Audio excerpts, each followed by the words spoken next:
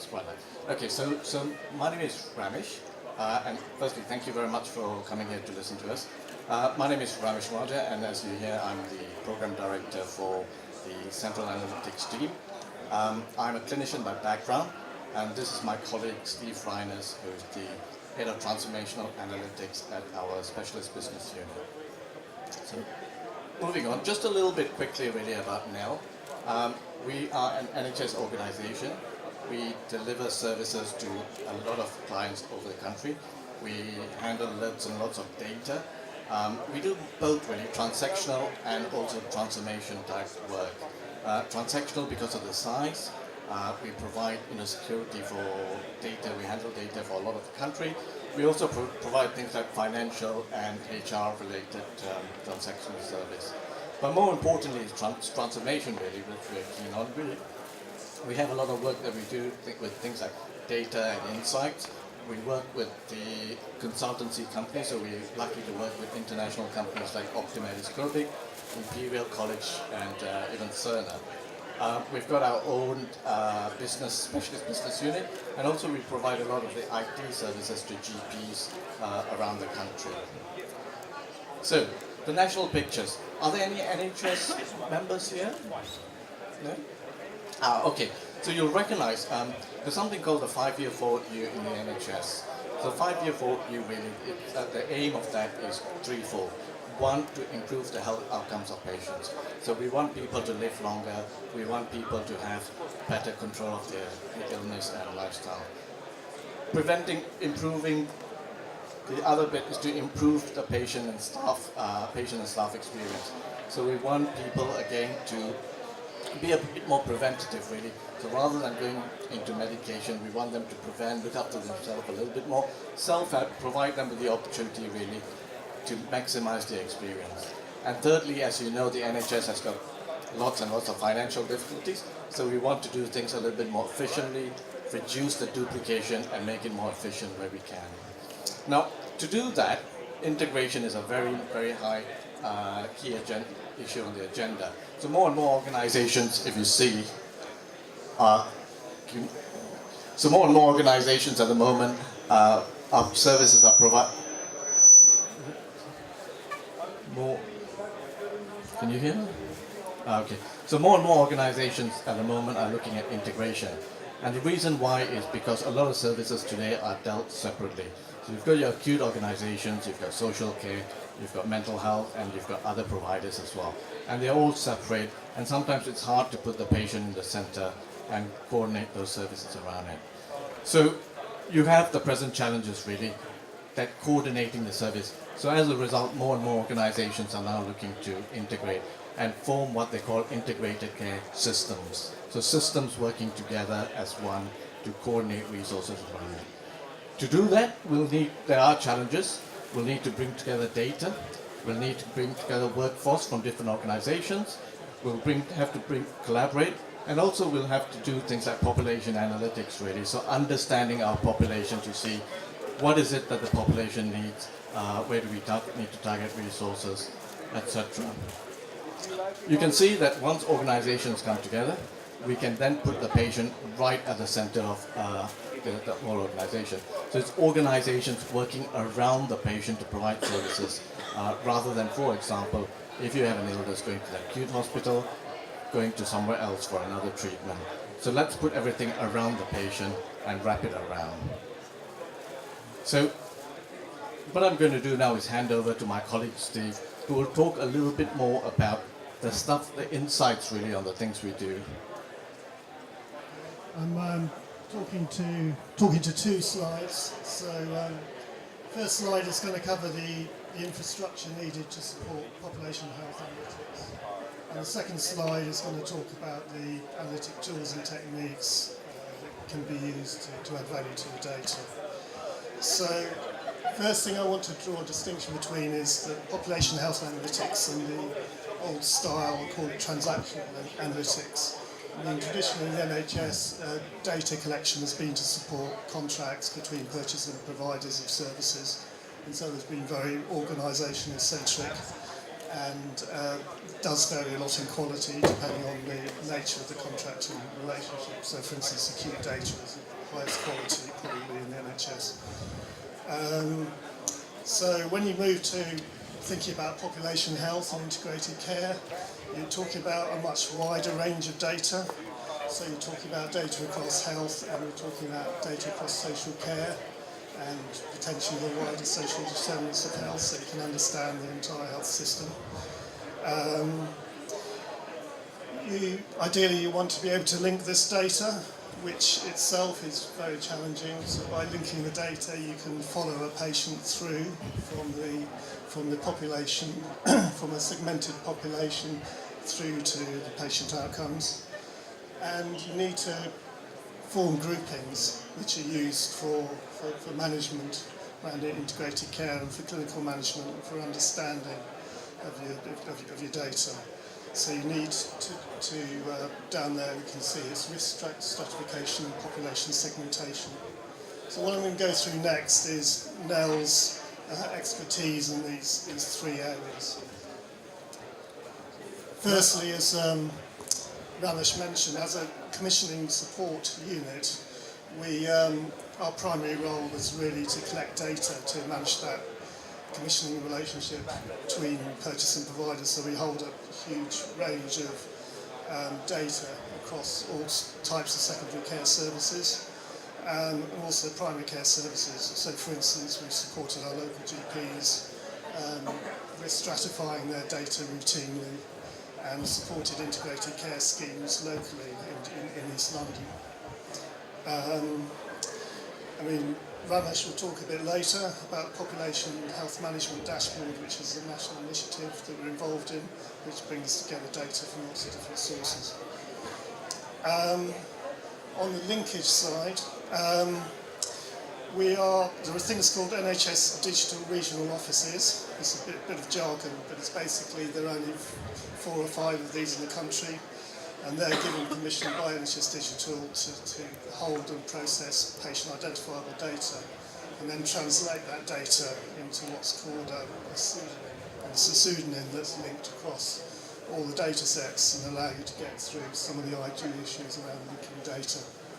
So key part of our role is our role as a regional office and our expertise in adopting a common pseudonym which can apply across all data sets, so you can link them together.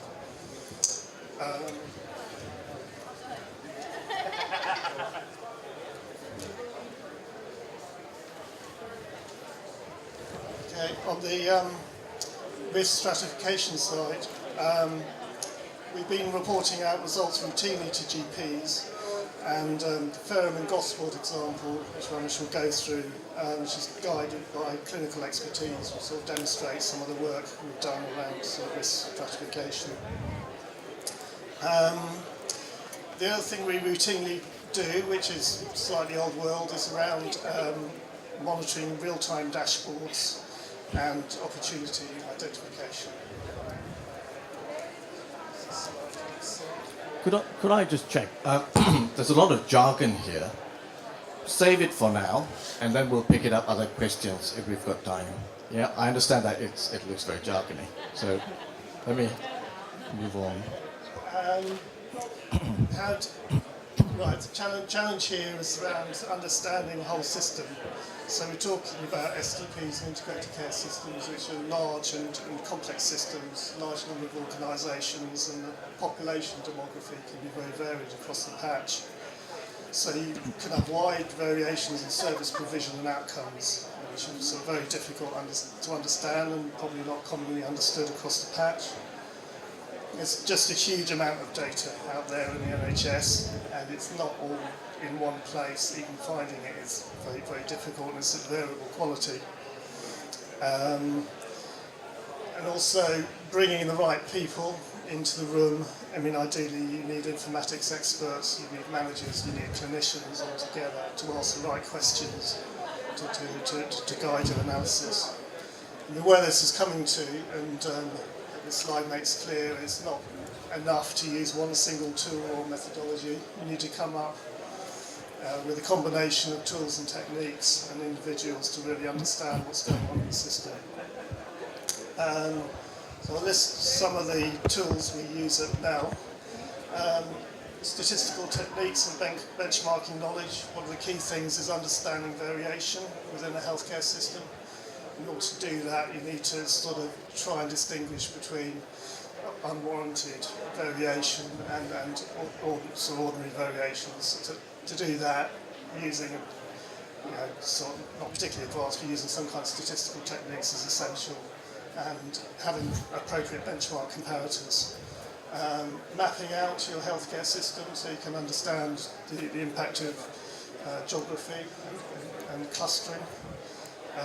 Evidence and best practice, econometric techniques when evaluating sort of transformation schemes, and use of multiple data sources to triangulate results. And I'll come back again to using local knowledge and expertise to sort of guide the analysis.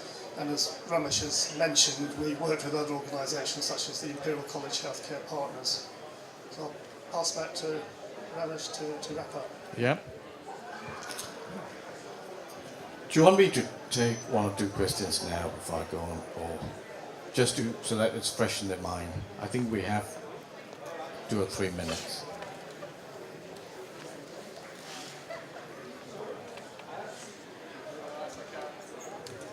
Any particular questions, just to clarify? No? Shall I move on? Okay. So what I'm going to do is give you a couple of case studies really of areas where we did population health management. It'll just give you a flavor really. I mean, these are just brief things. So one of the areas we did was Ferrum and Gosport CCG. So I've given you an example of Dr. Besma really. So what Ferrum and Gosport wanted to do is develop an integrator function. So where I spoke about organizations coming together, in Ferrum and Gosport, 3 GP practices wanted to come together, identifying the opportunities and try and provide services to patients at the right place, right time, and at the right place, and right place and right time, using the right care. So what we did was work with them to do a due diligence. So we identified where the opportunities are. So diabetes type 2 was a keen interest of Dr. Besma. So through Steve's right care benchmarking, deep dive analysis, trend analysis, what we identified was using GP data, some of those areas and some of those patients that we think were at high risk. So Steve spoke about risk stratification. So essentially what we did, we worked with the clinicians to identify if someone's got type 2 diabetes, what are the things that affects that condition? So you've got variables such as obesity, you've got smoking, you may have alcohol consumption, or you may have lifestyles. So using all those flags, we then narrowed down to a cohort of patients that we thought was at high risk. So this is the risk segmentation bit that Steve spoke about. So I think it narrowed down to about 35 patients altogether. And what we found when we went through that 35 patients, that some of them needed intervention. And what Dr. Besma wanted to know is that of that 35 patients, what is it that they're not having at the moment, and how do we need to control them? So looking at their case notes, we identified some of them didn't have medication, some of them were not having the right advice and guidance. So what Dr. Besma was then able to do is bring in those patients, put them on the right pathways, and then agree an intervention. Dr. Besma was also able to have data to a range of other patients who are now at risk, so we can then put on a certain lifestyle changes, etc., to make sure at least they don't get diabetes in the future or minimize it. Dr. Besma, we built a dashboard for them. One of the things about Dr. Besma was that she didn't have any time to go through patient notes, etc.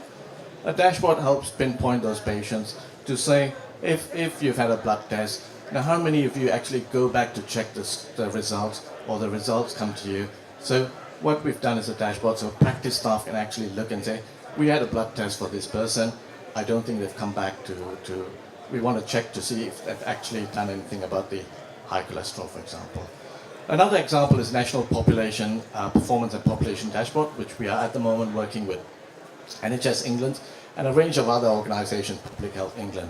The scenario here is Matthew.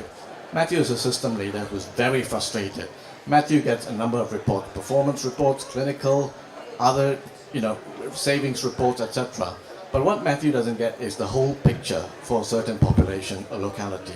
Matthew wants a single source of the truth, to know for his population what are the issues, where do I target intervention, and what are some of the joint working that's needed.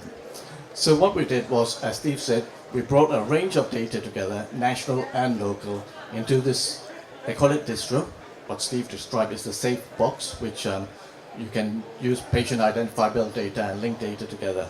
And what we were then able to show is through dashboard where the targeted interventions were needed. So population health is about identifying that cohort, identifying that segment, and how do you put in place interventions and target resources to improve the condition of those patients. So this is just an example, but what it does is provide Matthew with a whole system view to say, this is where things need to be placed in terms of resources and improving patient care. So this is just a summary really. This is the process that we're working to identify the need, link it together, clinical risk stratification, the dashboard to show projection. But we're not going to stop there. We're working with South West London at the moment on artificial intelligence. We're working with Microsoft on Azure, cloud technology, and we're also doing algorithms to start developing advanced analytical predictive modeling really. So before someone gets diabetes, we want to know that this person is going to be getting diabetes. And finally, just want to say thank you really. I hope you got a flavor of what we try and do around population health management. I think we've got only a couple of minutes or so. If you've got any questions, happy to answer.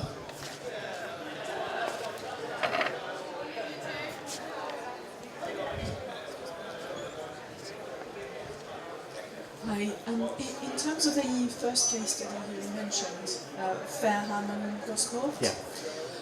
was it that you already knew who was a diabetes patient, or was it just the identification of who may be or?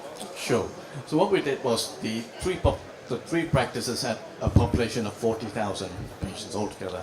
And what we did was we worked with the clinician to identify those flags.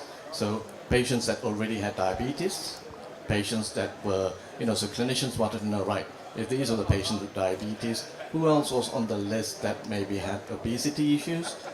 Who else had, smoking status? A range of things, as you know, that causes diabetes.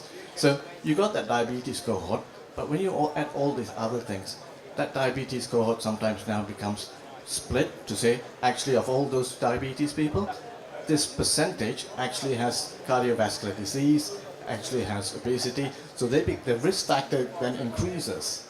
And then you say, right, yes, we know we've got this cohort, but these are the ones that we want to target immediately, because those are the ones that you don't target will result in emergency admissions to the hospital, which is very costly, not good for the patient, and we don't want to clog up A&E, as you know, such issues there. So yeah.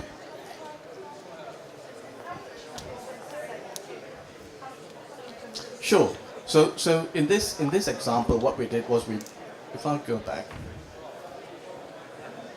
So we worked with this company called Optimediscopic. So Optimediscopic is a healthcare provider in Germany, and what we did was we modeled the intervention based on what they did in Germany.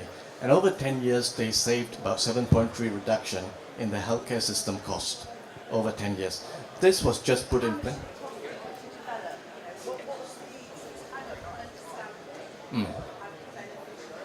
Okay, so in terms of once part of this project is putting in place key performance indicators. So one of the key performance indicators we put in was things like reduction in emergency admissions. This project finished in July, August. So at the moment, it's probably too early to identify the benefits of going forward. But over the next 5 years, you set in place things like plan to say in the first year, maybe 2% reduction, 3% reduction. So the results and outputs are not there yet, but the metrics in place to monitor that benefit is there. And as you know, if you've got someone's got diabetes, and if of diabetes cohort you have 50% admission, one of the way to measure this would be in year one, we want to reduce that by 40% and then 30%. So in terms of tangible outputs in monetary terms, I can't answer that for the moment, but over the next 2 years, hopefully, using those metrics, there will be benefits. And more importantly, I think for me, it stops that patient going to hospital, and that itself is a positive outcome, I think. And they won't just be utilitarian either. No, Use no. it in terms of actual population Correct. centric workforce planning. Correct, correct. Simple things like, I'm able to monitor my blood sugar levels could be an outcome, for that patient. So yeah. Just where to put the staff. Pardon? When, Yeah. What staff to put there. Yes. So one of the program around this was OD. So how do you skill up people to work in a new kind of way? What are the quality improvement techniques that you need to put in place? And yeah, workforce as well, working with acute provider trust. Okay. Thank you very much. Thanks for listening. Thanks.